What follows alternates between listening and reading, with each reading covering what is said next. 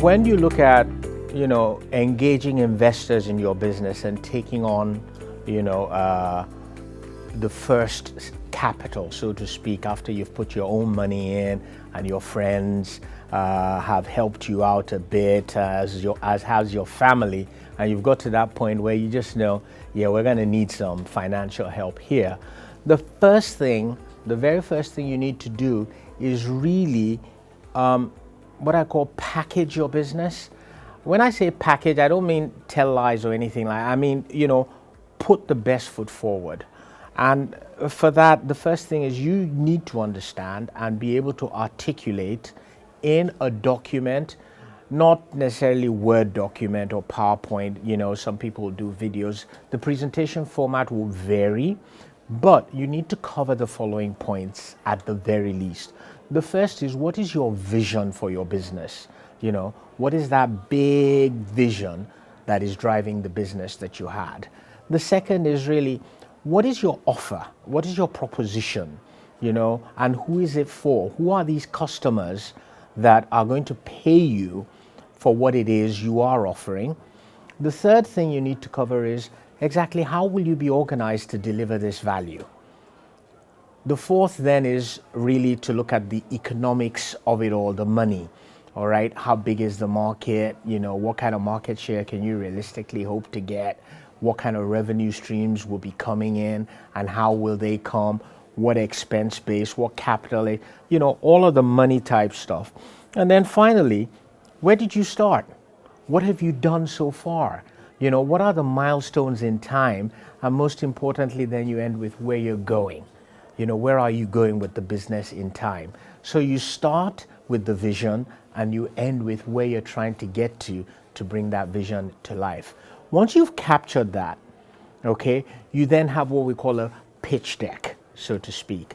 And then you need to decide, am I looking for people who are going to take equity in my company? Or am I looking for people who are going to give me some kind of loan for a fixed amount of time? And that's going to vary depending on circumstances. Once you've done that, you go out to the ecosystem, and there's a whole list of different, from angel networks like the Lagos Angel Network, which I'm part of. There are high net worth individuals, who do grants like the Elumelu Foundation, or just social groups, and you pitch to them. But that's just the beginning. Them being excited about you is the beginning then of the investment process, because once they say, oh, they like you, then you hear that double D word, but we've got to do due diligence. Now, that's good news and bad news, because before they do that, they issue what's called a term sheet. The term sheet is non-binding. It's just a document that says, here are the different things that we're going to agree to, okay? We will put X amount of money into your company. We're expecting that your company is going to do these kind of things, and in X number of years, we'll be out with our money and then some. That's all the term sheet is. Once you sign that, then the process of due diligence starts. They're usually around 3 different areas. The legal due diligence is the one that looks at, are you a legal entity? How are you constructed? Who are the shareholders, if there are any, and all of that kind of the lawyer stuff, so to speak. Then they'll also look at the finances and financial due diligence. The money you say you're going to make, can you really make it? Are you making money?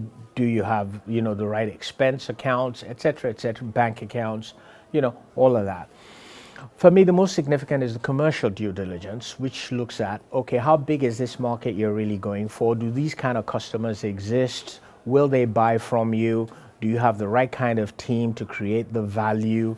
Do you have the marketing strategy in place? Can you capture, market share, et cetera, et cetera, et cetera. Once you get through that process, guess what? That's when then somebody says, oh, now we're going to write you a check. And there would have been some conditions that come in that agreement. And if you've decided to go for equity, then there's one kind of agreement. if you've decided to go for a loan, a convertible, for example, there's a different type of agreement. The agreements are signed, and then the money comes into you, and that is the investment process. But note, it's worth noting at this point that that's just like marriage. Okay, that's the wedding ceremony. You still got the marriage itself to live out. Okay, so it starts it, but that's not the end. What angel investors like myself are working towards is what we call an exit, which is when we say, well, we've built you to where you need to be. Now, let's get some serious-minded individuals who have what we call institutional money. That is money they've aggregated on behalf of others, and they will not be as hands-on. So, for example, they're not going to develop the entrepreneur. We will look, as an angel investors, we look at how entrepreneurs grow, we look at how their businesses grow, we make our networks available, we mentor, etc., etc. All of that winds up because by then you really should have a company that's capable of looking after itself, and it's handed to the institutional investors who then put in significant amounts of money because they see value in what you have built. The angels exit, okay, you go on to the next level, and that's how the angel investment round works.